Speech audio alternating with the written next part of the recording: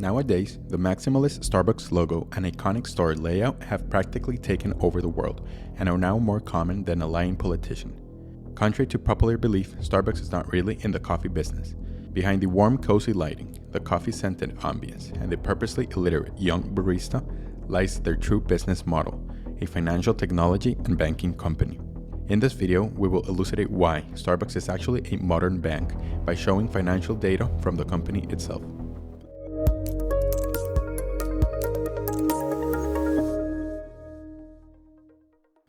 Without a doubt, Starbucks has revolutionized the coffee industry by single-handedly creating a coffee shop experience that millions love today.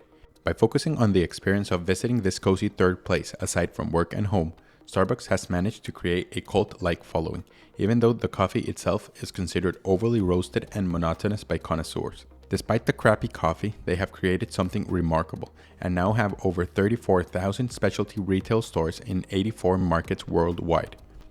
The company currently enjoys a total of 4 revenue streams, including sales from company-operated stores, revenue and royalties from globally licensed stores. Their most passive and lucrative revenue stream is not even their pre-packaged beverages and coffee pods sold in supermarket, which are actually manufactured and distributed entirely by Nestle through their Global Coffee Alliance venture. This Global Coffee Alliance includes a plethora of different brands such as the Starbucks coffee brand, Tivana, Seattle's Best Coffee, Evolution Fresh, Ethos, Starbucks Reserve, and Princey. Their most interesting revenue stream comes from their gift card and loyalty programs. The analysis of this particular revenue stream can be originally credited to an article published in the Wall Street Journal back in 2016. However, a lot has changed in 6 years. We went back and studied the last 5 Starbucks publicly available annual reports on Form 10K, because what else would you do on a Friday night? The amount of money in the form of Starbucks gift cards at any given time is astonishing. Categorized as a short-term liability on their balance sheet named deferred revenue, Starbucks reported having $1.6 billion in client gift cards in 2018. This number has remained relatively steady for the past 4 years, despite a global pandemic. For all those overachievers out there, deferred revenue is considered as advance payments a company receives for products or services that are to be delivered or performed in the future. Some might think that this short-term liability is something negative for Starbucks. However, given that cash is king and that this money cannot be withdrawn by consumers but only exchanged for Starbucks products, the company is basically getting an interest-free loan from its clients.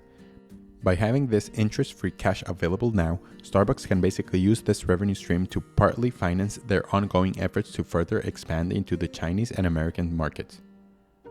For example, last Christmas, my socially awkward boss physically mailed me a $20 Starbucks gift card in order to avoid any human interaction. Starbucks was the greatest beneficiary of this, given that they instantly received an advancement of $20.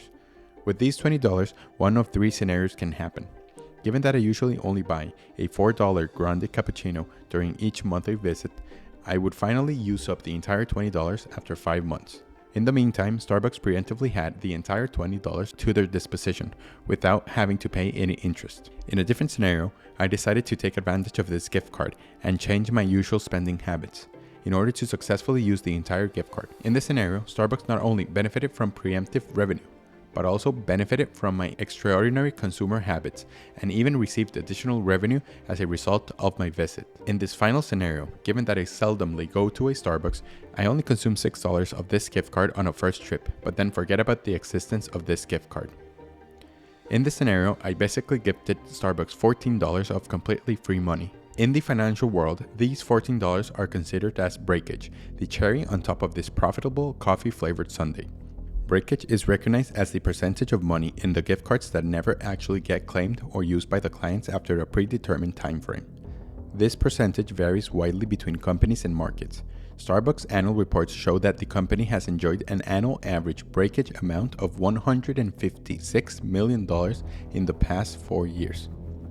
This annual $156 million gift is equivalent to not having to give consumers 39 million full retail priced grande cappuccinos, enough to hand out 1 Starbucks grande cappuccino to the entire population of Louisiana, Mississippi, Alabama, Georgia, South Carolina, and North Carolina combined. If you take into consideration this breakage percentage, Starbucks technically has access to a $1.6 billion annual credit line with a negative 11% annual interest rate. I don't know about you, but I really can't think about any other business where on a regular basis consumers give you money and forget to claim 11% of it. One might question, why does this model work better for Starbucks compared to other retails or food chains? The company's loyalty program is the most efficient way of gamifying the Starbucks experience. By signing up and linking their profile on each Starbucks purchase, clients earn stars that can be later redeemed for free merchandise. The company actually is the greatest beneficiary of this program, since it receives free and invaluable information about its consumers' purchasing behaviors and personal information. Armed with this data, Starbucks sends out tailored privileges and offers to each client. The company even claims that many of its purchases are due to these personalized promotions, powered by their custom-made artificial intelligence platform, powered by the startup company Brightloom. These slight increases in consumer retention and repeat purchases generate significant momentum in sales growth when you take into consideration the number of active Starbucks Reward users. In 2021, Starbucks reported to have 25 million Starbucks Reward active members just in the United States alone, and 18 million active users in China alone, a 33% year-over-year growth. Management at Starbucks headquarters are very motivated to protect their golden egg-laying goose.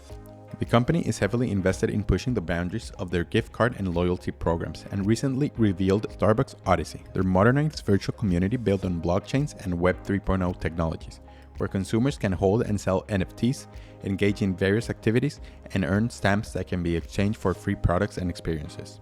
Even though some consider Starbucks was actually a little late to the NFT train, given the market's current overall downturn, some experts claim that the company is actually now strategically positioned and ready to become one of the biggest retail players, or should I say, fintech companies, when the Web 3.0 eventually continues to grow in popularity yet again.